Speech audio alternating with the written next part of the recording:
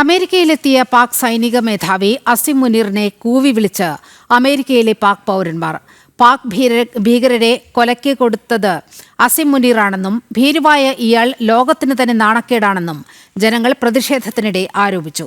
വാഷിംഗ്ടണിലെ ഹോട്ടലിലാണ് പാകിസ്ഥാനികൾ ഇരച്ചെത്തിയത്.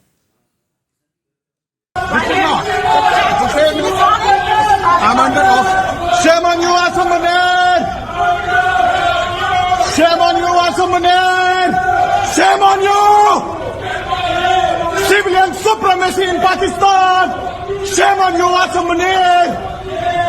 Gidar, Gidar, Gidar! Shame on you, Asim Munir! Shame on you, Asim Munir!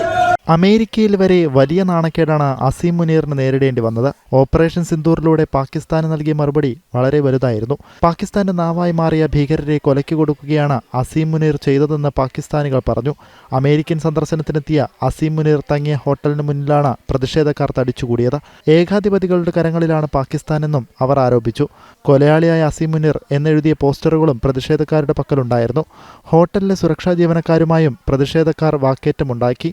സംഭവത്തിന്റെ ദൃശ്യങ്ങൾ സമൂഹമാധ്യമങ്ങളിൽ വ്യാപകമായി പ്രചരിക്കുകയാണ്.